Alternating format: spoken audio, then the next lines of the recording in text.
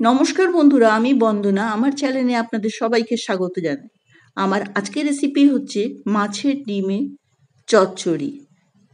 এই কাতলা মাছের ডিমের চচ্চড়ি অনেকেই খায়নি, তবে এইভাবে বানিয়ে দেখুন, দারুণ লাগবে ভাতের সঙ্গে। কোনো আষ্টামি থাকবে না যদি এইভাবে বানানো যায়, অসাধারণ লাগে খেতে। আপনারা আবারও বানাবেন। এখানে আমি মাছের ডিম রেসিপিটা কিন্তু প্রথম থেকে শেষ পর্যন্ত ফলো করবেন। ধুয়ে নিয়েছি। ধোয়াটা একটু ডিফিকাল্ট আছে, কেন কি পুরো জলে দিলে পুরো ঝরে যায়। এরপর আমি হলুদ গুঁড়ো, লঙ্কার গুঁড়ো আর নুন মাখিয়ে রেখেছি। কড়াইতে তেল, সর্ষের তেল ভালো করে গরম করে নিয়েছি। এরপর ডিমটা আমি ছেড়ে দিয়েছি, যেটা আপনাদেরকে আমি ক্যামেরাতে দেখাতে পারিনি, কেন কি এটা ডিমটা যখন ছাড়বো তখন খুব ছেটে, সেই জন্য ডিমটাকে ছেড়ে আমি ঢেকে ভেজেছি। ঢেকে আমি 5 মিনিট ছেড়ে দিয়েছিলাম। এরপর আমি নাড়বো।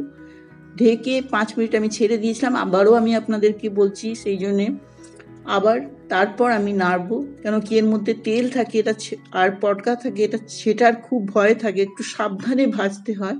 এরপর ভালো করে এটাকে 5 মিনিট সময় নিয়ে ভাজা হয়ে গেছে। দেখুন কালারটা চেঞ্জ হয়ে গেছে। এরপর আমি উঠিয়ে নেব। অনেকেই এই মাছের ডিম এর এই চচ্চড়ি খাইনি, আমিও খাইনি বিয়ের আগে। এটা আমি শ্বশুরবাড়িতে এসে শিখেছি। দারুণ লাগে খেতে। অনেকেই মাছের ডিমের বড়া খায়, তবে এই যারা পূর্ববঙ্গের লোকরা আছে তারা কিন্তু এইভাবে মাছের ডিমের চচ্চড়ি বানায়, দারুণ লাগে। দেখুন আমি মাছের ডিমটা ভেজে তুলে নিয়েছি। এরপর রান্নাটা শুরু করব। এরপর আমি কড়াইতে আরেকটু সর্ষের তেল দিলাম। তারপর আমি 4টে বড় সাইজের পেঁয়াজ লম্বা লম্বা করে ফালি করে কেটে নিয়েছিলাম। এর মধ্যে কিন্তু একটু পেঁয়াজ বেশি লাগে। এবার পেঁয়াজটা দিয়ে দিয়েছি। পেঁয়াজটাকে আমি লাল করে ভাজবো। খুব একটা লাল করেও ভাজতে হবে না, হালকা লাল করে আমি ভাজবো।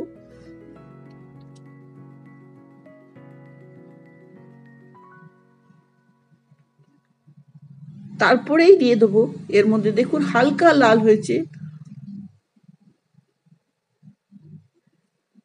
আলু খোসা ছাড়িয়ে আমি যেরকম করে আলু পোস্ত কাটে ছোট ছোট করে কেটে নিয়েছি।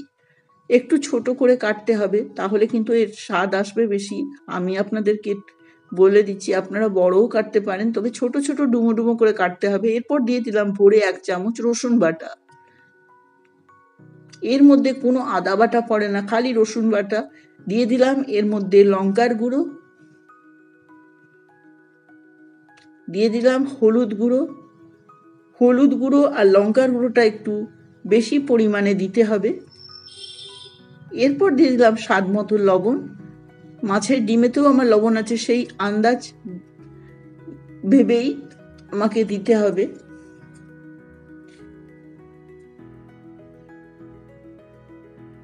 এবার আলু পেঁয়াজের সঙ্গে হলুদ আর লঙ্কার গুঁড়ো দেওয়ার পরে একটু ভাজা ভাজা হয়ে গেলে দিয়ে দিলাম ভেজে রাখা মাছের ডিমটা। দারুণ লাগে এইভাবে যদি মাছের ডিমের চচ্চড়ি বানান, খুবই টেস্টি হয় খেতে। একদম মনে হবে দেখে পোস্ত, কিন্তু কেউ বুঝতেই পারবে না যে আপনারা মাছের ডিম এর রান্না এটা। আর কোনো আষ্টামি থাকে না যদি এইভাবে বানানো যায়। এরপর আমি অল্প গরম জল 1 কাপের মতন দিয়েছি, বেশি দেব না জল। তারপর আমি এটাকে ঢেকে 10 মিনিট রেখে দেবো। দেখুন 10 মিনিট পর এসেছি, তার মাঝখানে আমি একবার চালিয়ে দিয়েছিলাম ভালো করে।